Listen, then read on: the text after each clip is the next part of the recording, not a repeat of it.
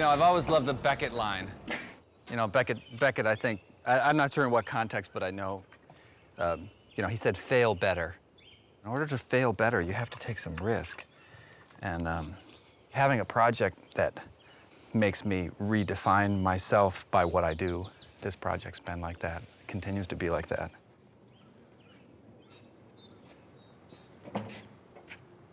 These are memorials to 5 birds driven to extinction in modern times.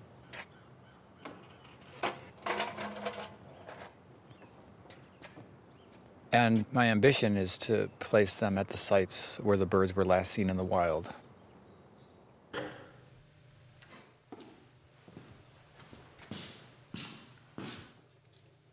The project for sure starts with me putting my hands into a bucket of clay and beginning to form out shapes.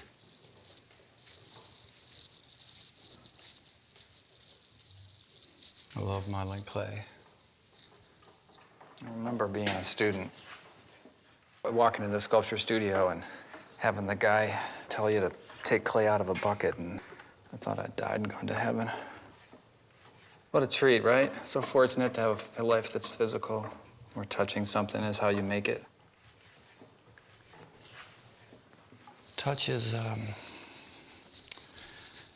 it's literally a way we come in contact with the world.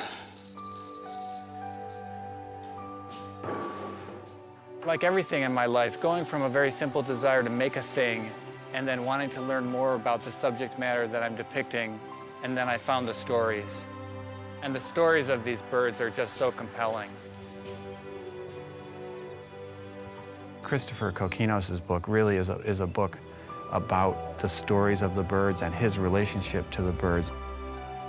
Within the span of my life, up to 1/5 of the species on this planet will likely be gone. Extinction is more than an environmental fact. Each species lost is another thread pulled from the tapestry of life. I am a birder and became haunted by the loss of 6 North American birds. This book recounts the stories of their lives and their demise. What happened to these birds and why?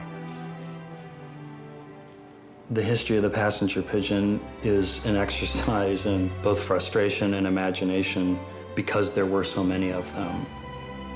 Perhaps the closest thing to passenger pigeon flocks that exist today are the flocks of European starlings. Passenger pigeons flew in flocks that were more than 2,000 times larger. Accounts from settlers and from pioneering naturalists like Alexander Wilson and Audubon, who see these flocks that are impossible in a sense for us to imagine.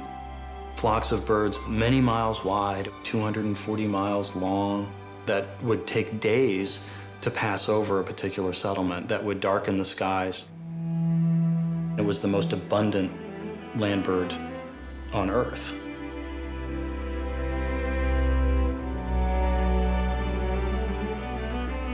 I think you resort to metaphor when you try to confront a phenomenon that staggering. Audubon compared the birds to an eclipse. Alexander Wilson compared the flock that he saw to a giant river. And if you can imagine nothing but passenger pigeons, so the whole dome of the sky is this seething, undulating mass of birds that's taking a day, 2 days, 3 days to pass, and the thunderous, tornadic sound of those birds. You begin the 19th century with 3 to 5 billion passenger pigeons, and then you come to a day in March in 1900 where a farm boy in southern Ohio shoots the last known wild passenger pigeon. How in 100 years you get to that point is a staggering story.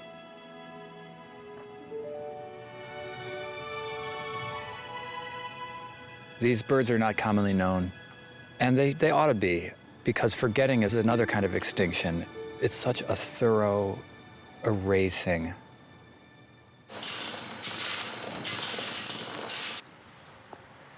We're callously heading toward a great deal of extinction, and that we can't afford to do. And we also can't afford to think that somehow these extinctions are are part of some sort of natural process of extinction. They're not. These 5 extinctions are extinction caused by callous human behavior, and memorializing the loss seems like the best thing I can do as a sculptor to keep the memory of the birds alive.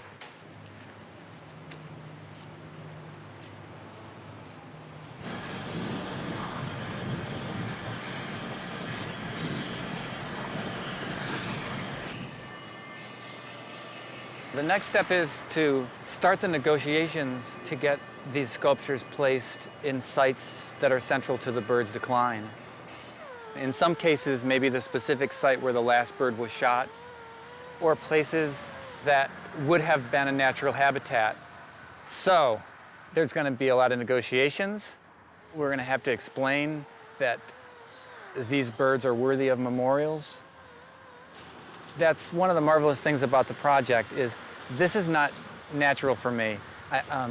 I'm not a promoter, but this project that I've initiated, it's now spinning and growing and evolving, and it's asking me to do something that I normally wouldn't do, which is going to be negotiating the installation of them at these sites. I would normally be quite apprehensive about beginning the negotiations to place these sculptures, but I have invested so much time and energy into the sculptures, and I realize that they're not going to be finished until they're out. They need to be placed for the project to be finished, and in fact, for the sculptures to mean what I want them to mean. So I'm pretty convinced that that I'm up for doing something I've never done before. We're going to this place without a lot of plans.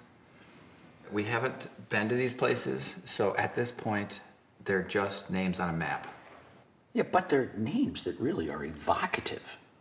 Like, why do you have to actually stand on the shore of Squibnocket Pond to get a picture of it? Does that conjure an image, Squibnocket? Yeah, you old Squibnocket. What is Squibnocket? I want to go to Squibnocket.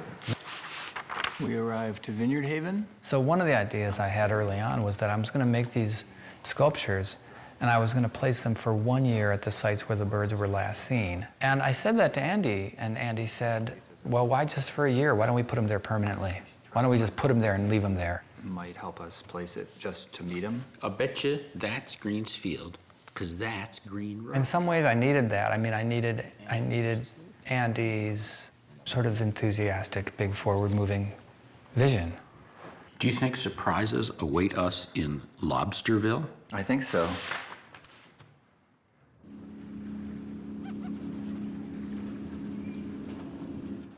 The very last heath hens lived on the island of Martha's Vineyard, where the state of Massachusetts had set up a preserve to save the endangered birds. On spring mornings, they came to Jimmy Green's field to enact their elaborate courtship rituals. They would fill up their air sacs. It was called booming, and so you'd get this incredible, strange bass sort of echo sound. And they'll drum their feet and they'll dance around.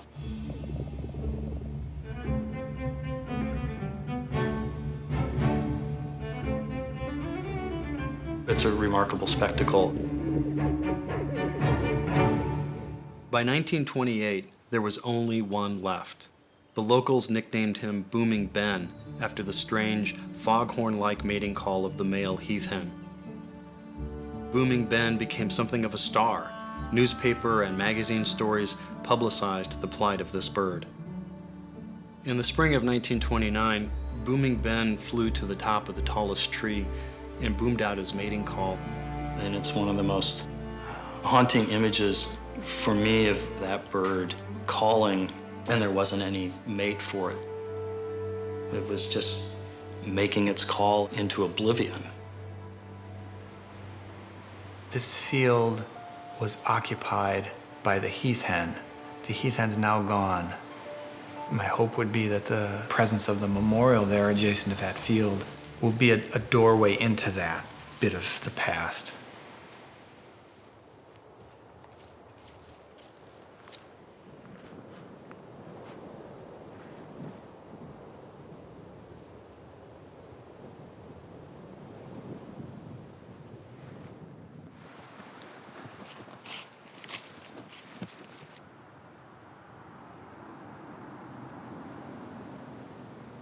These are the two. We actually have these on display every summer so people can come and view them and see them. Wow. And there's the memorial all by itself. Oh.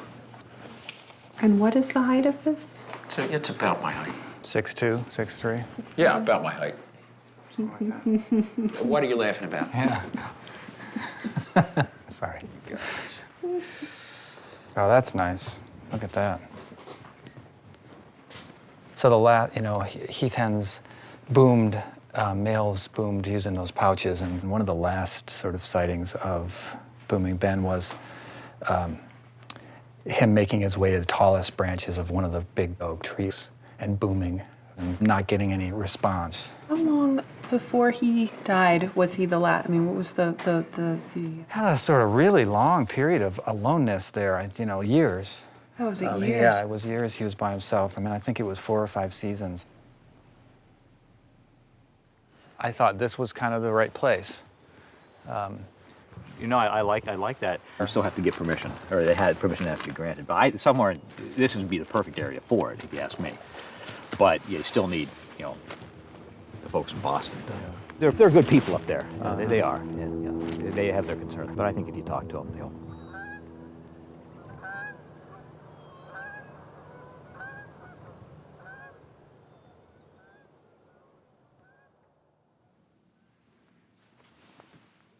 Yes, hi. This is Todd McGrain calling. I'm calling about Martha's Vineyard. Oh, they have.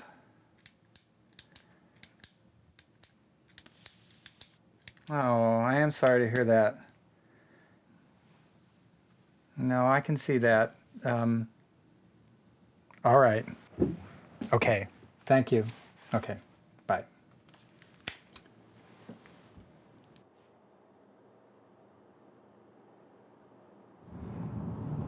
They turned us down. Oh, come on. She's in charge of gifts, and she says they're not willing to accept the memorial. They're just careful. They're protective of the state forest. Maybe I handled this one wrong. I handled it the way I would handle things if I felt they were going to go through. At the end, she said, "Well, I've been taking notes, so I think there's a chance." I don't know why she would take notes unless she thought she could propose the argument again to the people responsible for making the decision. So maybe it's not complete. Well, maybe.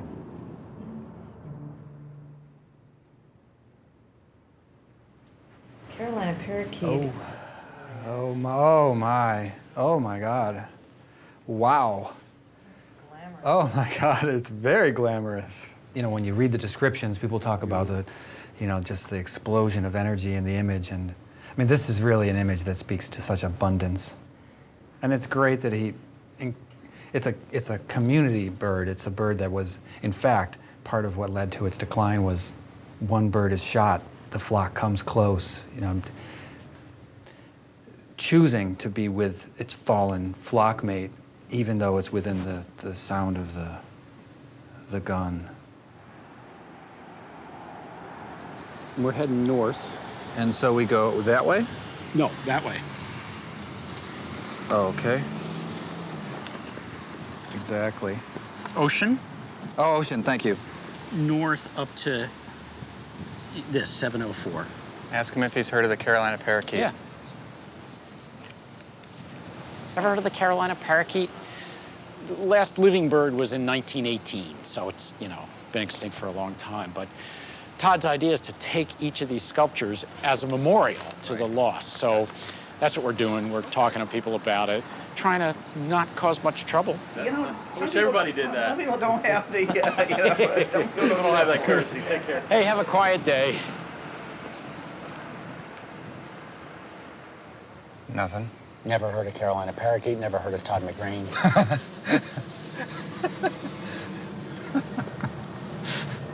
Everyone's heard of the dodo, which is a shame, right? It's kind of a shame because the dodo is this sort of like... Everyone's heard of Tyrannosaurus Rex. No one's ever seen one? Well, that's the trouble with the dodo is it's this people think, okay, well, that's what kind of birds go extinct because of us are the really slow, flawed ones.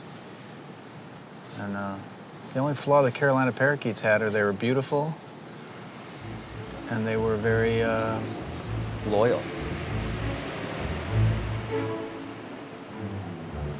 I'm really hoping we just come to a place and say, yeah, this is the right place. Richard, how are you? Nice to meet you. Thanks so much for meeting us. They're big. They are big. You know, they're big enough they make a real statement, I think. Which bird is that? That's the Carolina parakeet. Okay. How to make a sculpture for something lost does take some thinking. I didn't want them to be like every feather.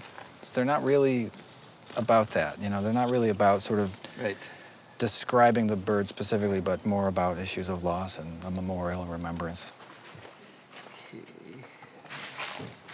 Follow the water. Yeah, the water's this way, right. I bet he went down here.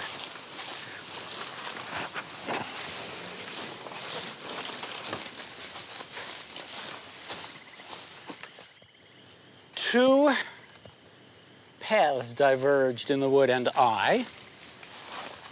They look pretty equally trod. I took the one equally traveled by. Hello? Here we go. He always gets it right. Look how cool this is. This is amazing. This is amazing. Oh, Yeah. jumping fish. Jumping fish. It came out of the water about 2 feet. Sounds like a big tourist, I'm sure. Jumping fish. Nothing wrong with enthusiasm. I am better at self-effacement than anyone probably in the world. You are naturally not cool, which I think is really awesome. An awesome thing about you. I'm trying to pick a spot where that's relevant for the memorial and where the last birds were seen. Will definitely bring us down here. The Carolina parakeet was the only member of the parrot species whose native habitat extended north of Mexico. We don't know who shot the last Carolina parakeet. Its extinction was due mainly to hunting and habitat destruction. Knows the area, has some ideas about where we might do this.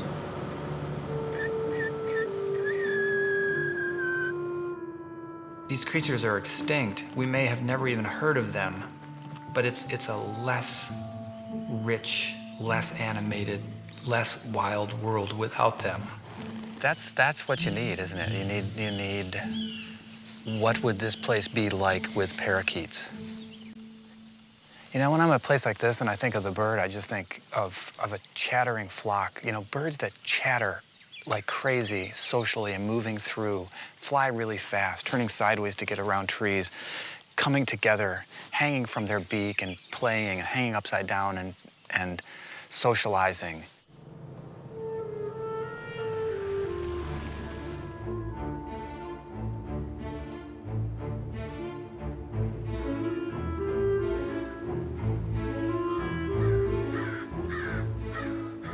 We don't know where we want to put him, but this might be a possibility. So we'd put a proposal together if we got to that point and see if you'd be interested in participating and having a sculpture. And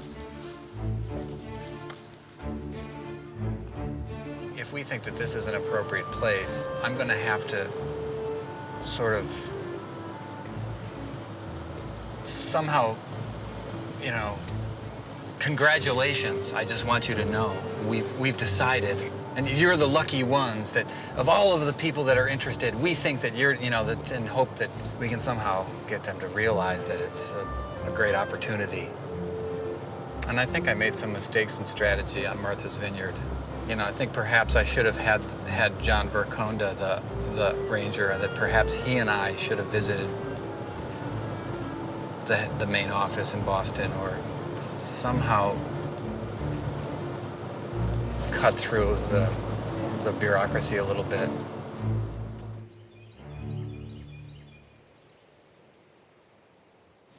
These are something too. It's them. Carolina parakeet, Sebastian River, Florida. We canoed up to the Sebastian River. Places we were looking for were places that Frank Chapman had written about. I mean, they were captured for pets.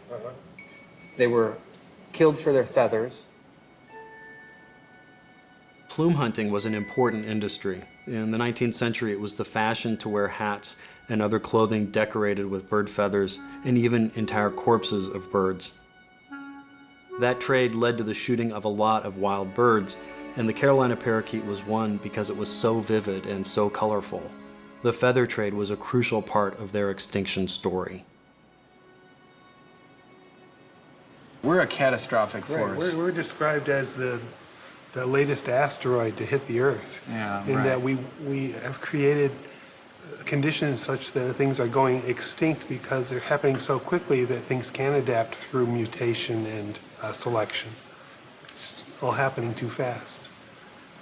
We are a destructive force. We're not just a force, but also participants. We also will go extinct if we don't figure it out.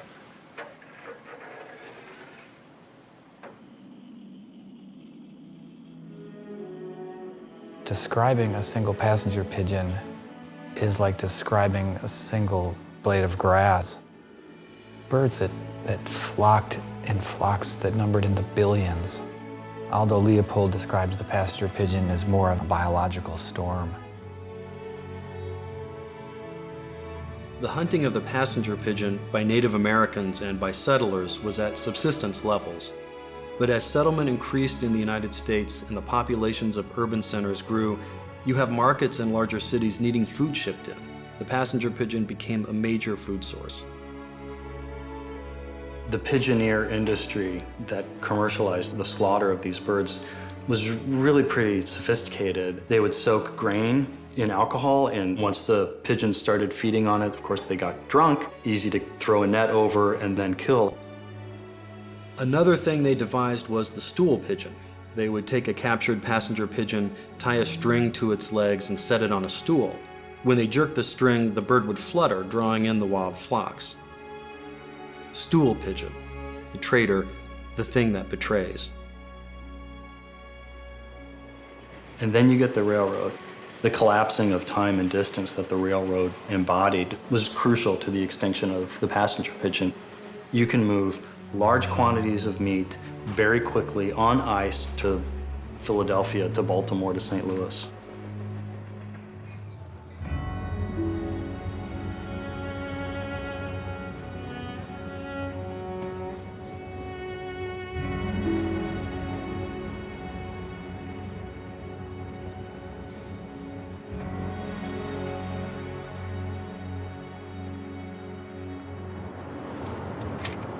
Jeffrey C. seems to be more obsessed with the passenger pigeon than we are. He's found some record that the last pigeon was seen and shot near the railroad tracks. So he is convinced he's found the actual site.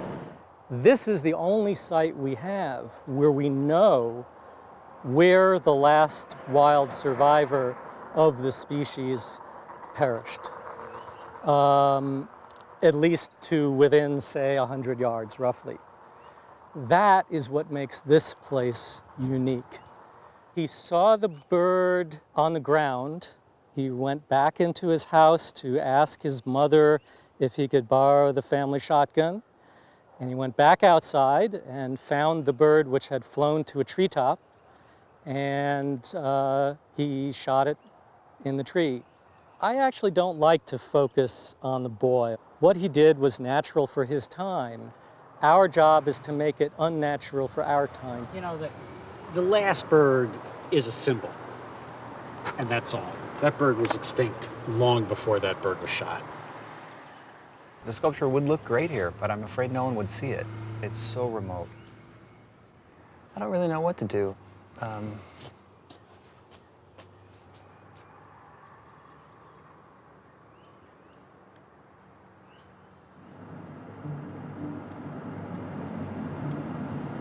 Do you want to stop here? No, I don't think so. It doesn't seem right, does it? No. We just didn't nail it. We just didn't. Yeah. We just didn't go somewhere and say, "Oh yeah, that's it." Is there a problem with everything that I'm thinking? Is there a problem with the places I'm imagining it going? You know, it's not. Massachusetts has sent me down this path too, because my phone conversations in trying to place that sculpture, they lead to this kind of statement. If we accepted every proposal to put a memorial in our state parks, our parks would be full of benches, obelisks, war memorials, flags. That was the kind of comment.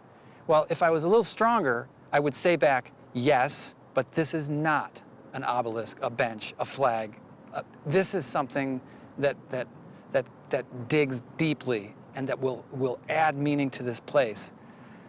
But you know, I'm a person who has to constantly find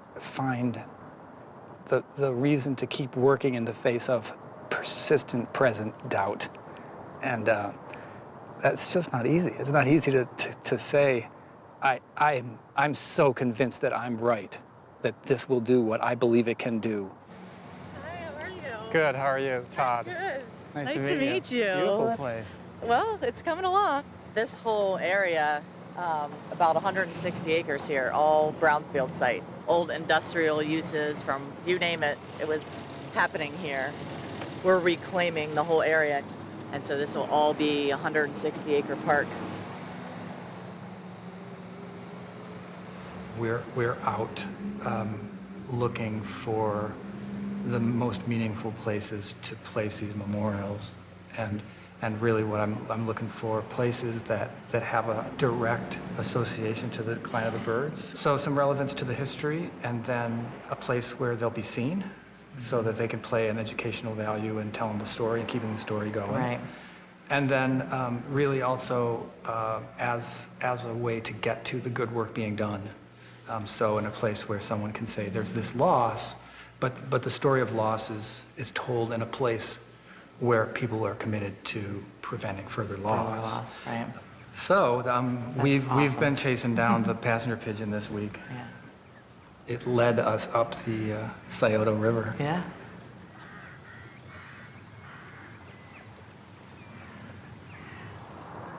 Where should we put it? Well, I think you should put it here at the Grain Insurance Audubon Center. But I'm sure there are many places that would have a wonderful relationship with something like that. I'm not surprised to hear you say I don't know. I just think it's a great place. I think it's right on the river. It's really close to the site. You know, we're Audubon. We have, obviously a very strong and long history with conserving birds and habitats to increase diversity for the birds. It should go here. Now this is really like. Yay! I agree, but your cards are still here. Ohio's been really hard for us, I have to tell you. My computer's on. I was really feeling kind of like at the end of my rope a little bit. And coming here, I just felt this is the place where this sculpture can do what it needs to do. It won't be another bench or an obelisk. It won't be a trinket or bauble added as a decorative nuance to a place that doesn't really need it. It just seems right. It's a place full of hope, and it's a place full of physical interaction with the natural world. It's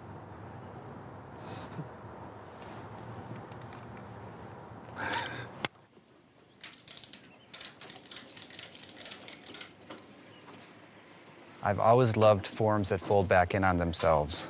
Ducks, whether they're preening or sleeping, they have that kind of fold their bodies back on themselves. I just love the form. The Labrador duck is a particularly simple story in a way. It was the first extinction in North America on record. What drove it to extinction? It's probably really just industrialization on the eastern seaboard and habitat loss.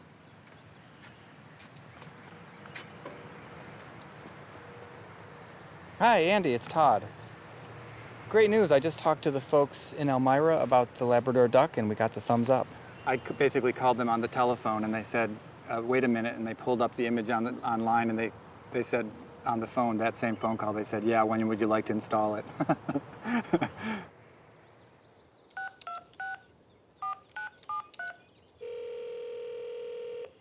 Hello, you've reached the Department of Conservation and Recreation. We are unable to take your call at the moment, but please leave a message and your call will be returned as soon as possible. Yes, this is Todd McGrain calling about the Heath Hen Memorial for Martha's Vineyard. I'll call again, and you have my number if you wish to reach me. All right, thank you very much.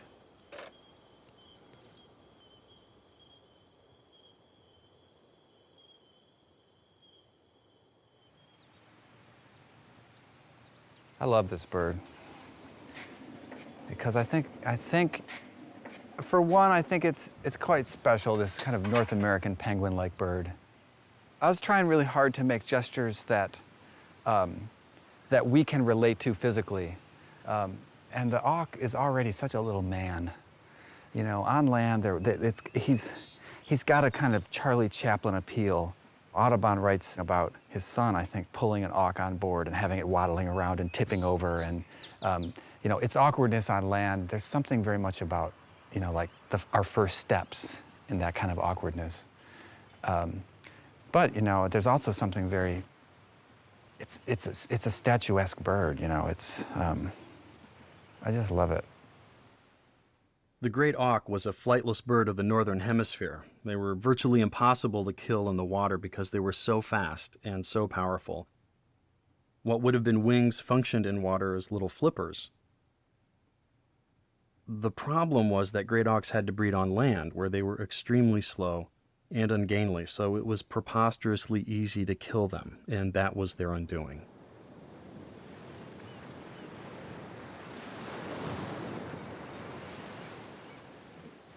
The bones are so emblematic almost, you know, and so iconic, like this beak.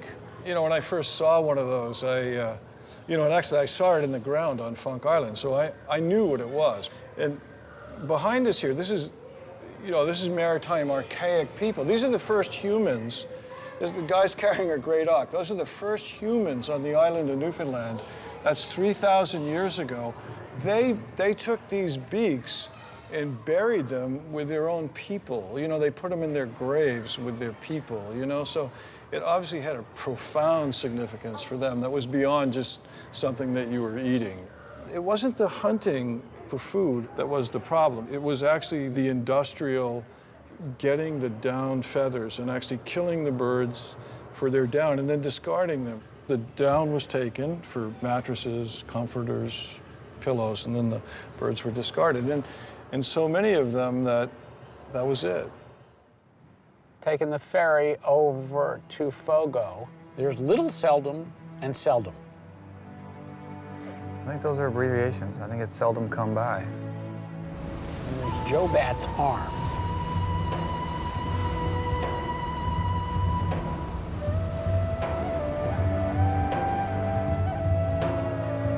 The great auk is one of the great tragedies of the world. I look at it that way. The people on this island were not the people that caused the end of the great auk. If you come to Newfoundland and someone says fish, that means cod. If you mean crab or mackerel, you'll say crab or mackerel, but fish is cod.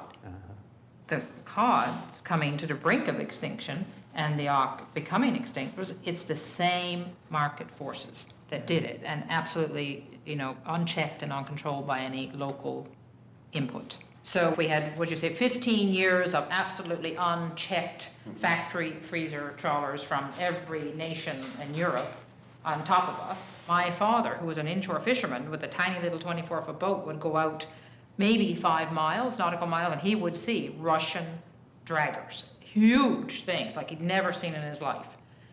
5 miles off our coast. Okay, this goes on for 15 years.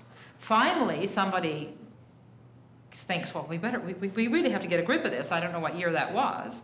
And so we did. We started enforcing, we forced them out, but that's when we made a mistake. By then the stocks were already, you know, a little bit fragile. That's when, especially out of Nova Scotia, but Newfoundland too, what did? We got our own factory freezer trawlers and went in and finished it off, pretty much. Can bringing this sculpture and raising some awareness of this extinction serve any of the purposes that you have set for yourselves? Yes. I think the auk story, recounting that, remembering that, I think if you tie the link to the cod, you tie the link that says, you know, we can do something. More than anything, what your project's doing here is saying, pay attention to what is going on. Because this went on, right? And maybe it didn't need to be so. Maybe it could have been different. Crazy light, right? Yeah.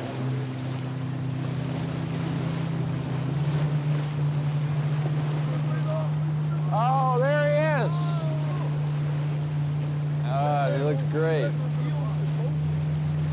Oh, that's great. Oh, how sweet is that? You marked up now, touching the wire for one thing, you know, see that? Oh, God. It is an amazing place. I really... It's gotta be rugged to live here. I believe it. Be a mysterious thing to find standing here, wouldn't it? Yeah. Yeah. So can you go like this for me? Yeah. Just I want to see you do it, so I want to see how tall you are. Okay, that's perfect. You're going out on the boat? I'm gonna go on the boat, and you're gonna hold that pose with it, because you'll be the same size in all places then? I'm assuming the position.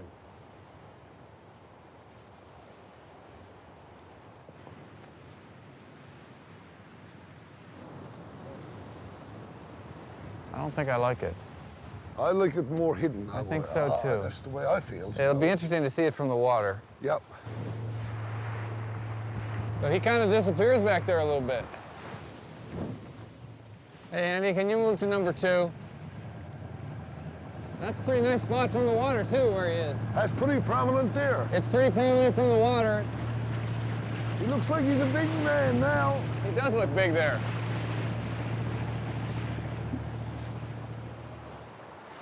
They cannot dive out of a cloud, nor clap their wings in thunderous applause. They know no urge of seasons.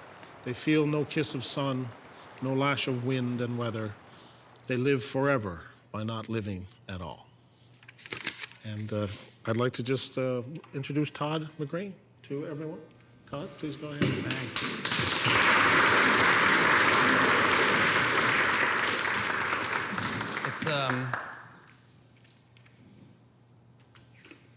It's a funny thing because when you're a nervous speaker, you have 2 options. One is to not say very much, and the other one is to speak really fast and try to fill in every possible pause you can. The history of the Great Auk is so fascinating and so interesting, and it's a story that isn't told that much. When we arrived here, we all just felt that it was the perfect place to think about doing this project and placing the sculpture here. If it wasn't for the seabirds and the bounty of the sea, you know, we wouldn't have survived on this island. It was imperative that we get some nourishment from the birds, and that's what we did, and we still do to this day. We are islanders. We live on an island, and we associate the great auk with being a bird that lived and reproduced on an island. That it was, the Funks was its refuge, and just 32 miles away, this is our refuge. Yeah. So in some small way, we have that connection for survival. And the fact that it's been lost to history, to extinction, is burned in our brain. This whole business of the auk rests very heavy on people's souls. Like, honestly, I don't think there's been a bigger turnout for a public meeting here. I don't remember when the last time was. I think that your work is going to unleash an awful lot of things that are a little bit latent here.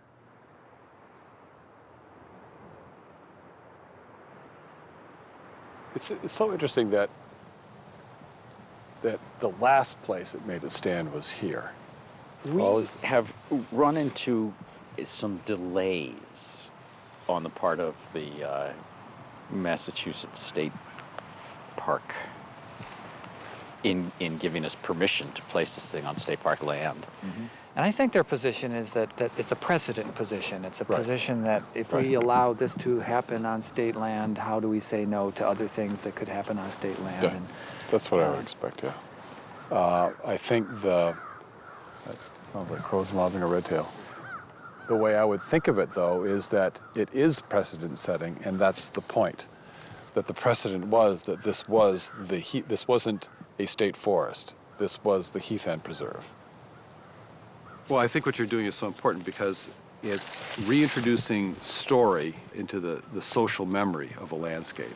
I think any of these things that cause people to ask the question, what's this, why is it here, and allow someone who lives here to say, this is what this means. This is why it was part of my family. This is where it comes from. This is what this landscape looked like. You know, if you're talking about the heath hen or the passenger pigeon or the parakeet, you know, all those things are ways to sort of, you know, spawn the recollection and the retelling of the story. There was a Wampanoag tradition on the landscape. When a significant event happened somewhere, someone would dig a hole about a foot deep and would charge somebody to say, maintain this hole every year. Come back and clean the leaves out and then tell the story about what happened here.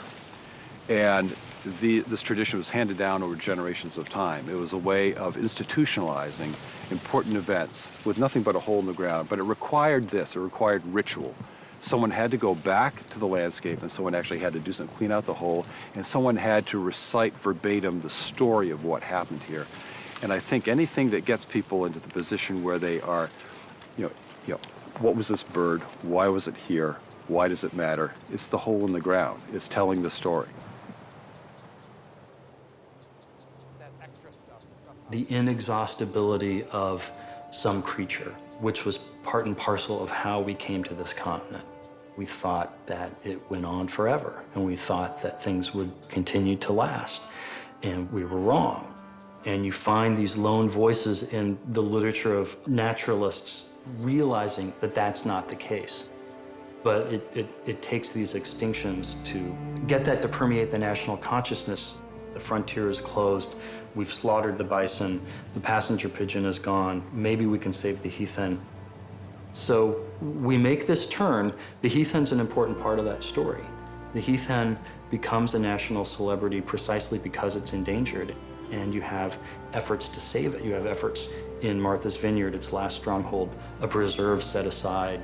It was the first time we had done anything like that. It did not work, but that marked a big turning in American approaches to endangered species. It was a failure in a sense, but it laid the foundation for a national change of consciousness.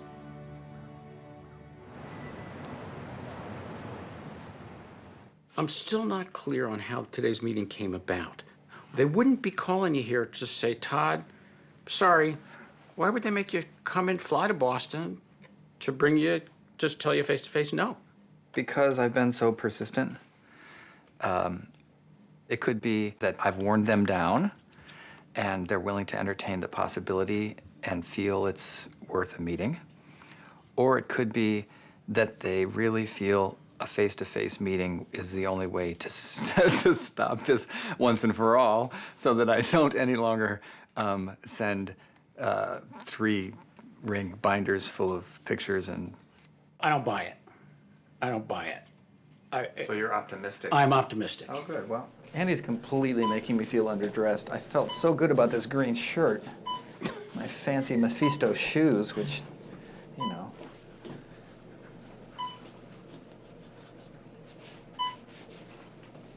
It's a tough thing. It's a tough dress code. You know, you gotta look artsy, sportsy, environmentalist, yet businesslike.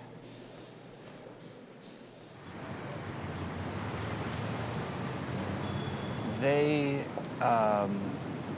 were uniformly and enthusiastically excited about it once we got to the decision that this was going to happen, and it was really marvelous. It's really awesome. Awesome. It's really great. Cool. Great meeting. Yeah. It was a really great meeting. Yeah. I mean, I felt like we were all, we were definitely on the same page. When I left that meeting, I felt like we were gonna work together to figure out how to make this happen. It was pretty wonderful, really. I love Massachusetts.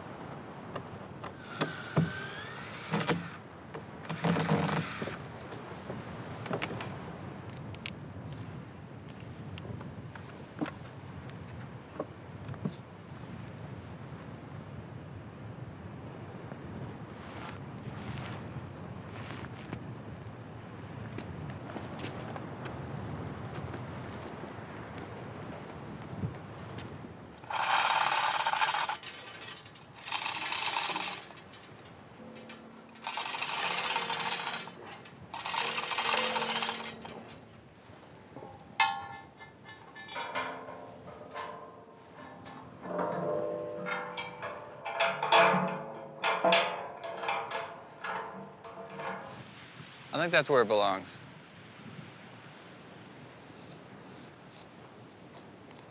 We could probably go in that far.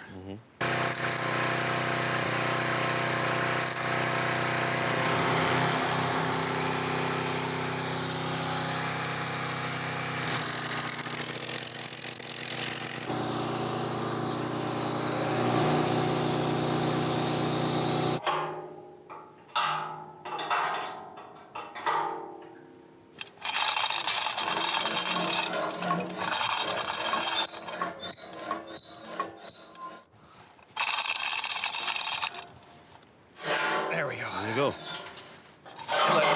Let that one touch, and then it won't bounce around so much. I think we're epoxy ready. Okay.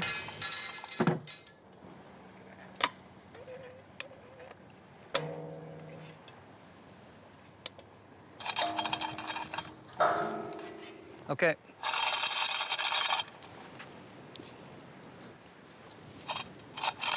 Okay, we'll take it right off.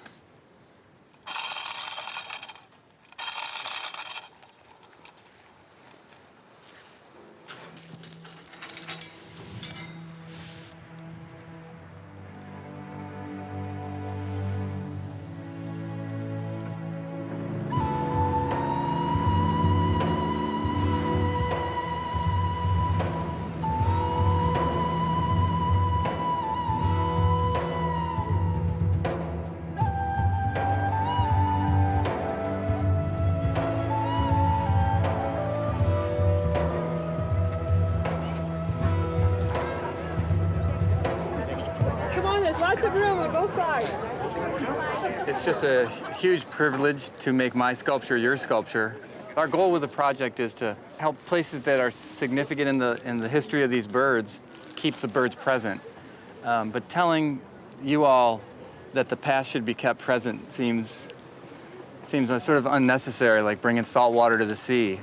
Everything you do, the food you cook, the stories you tell, the way you fish, your closeness to the land, it's very compelling to be here. And consequently, it also seems very appropriate for you to have this sculpture, and I'm very, very proud to present it to you all.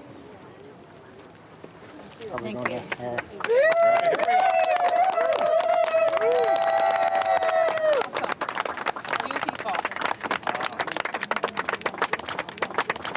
Beautiful.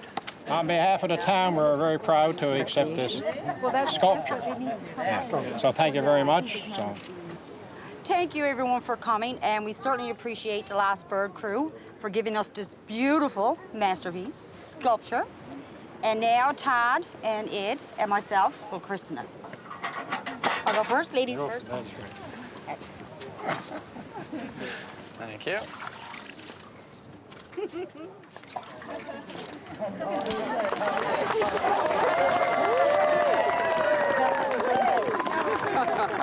Cheers. Cheers. Cheers to the great auk. Cheers to the great auk. Hey!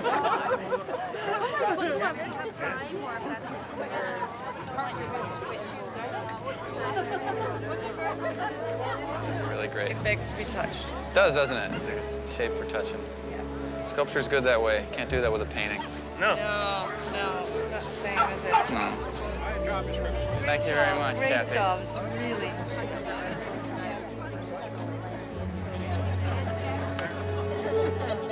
It's a great thing you've done here. Oh, thanks. I appreciate it. Great. Unforgettable. It's for all our posterity. Yeah. We didn't do it right in the past, but we'll try to do it right in the future. I hope so. Hope so.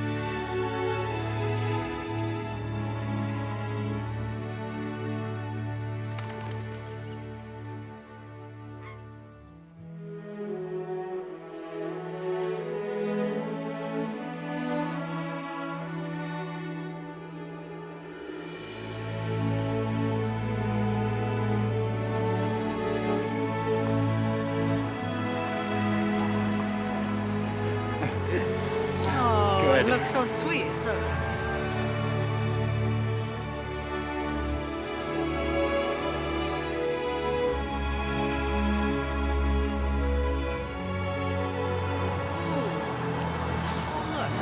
Nice placement. Looks good.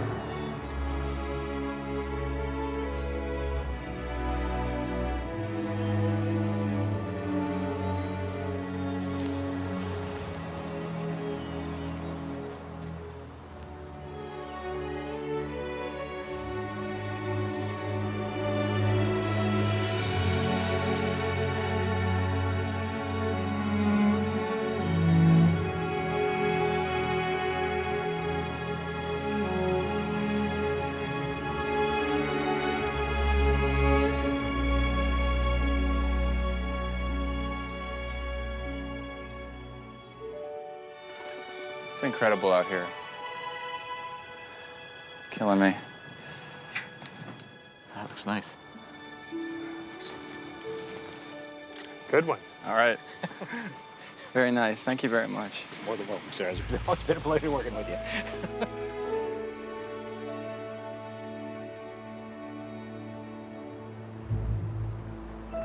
That's nice, isn't it? It's just... It's like a dream, really.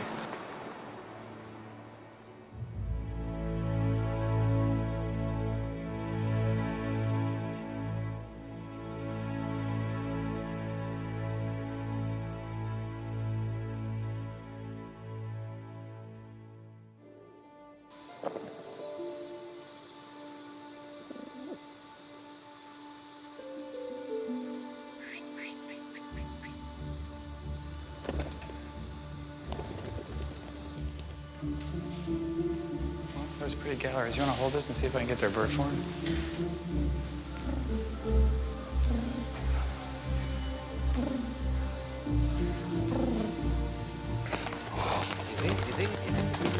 Easy, easy, easy, easy, easy, easy, easy, easy, easy, easy,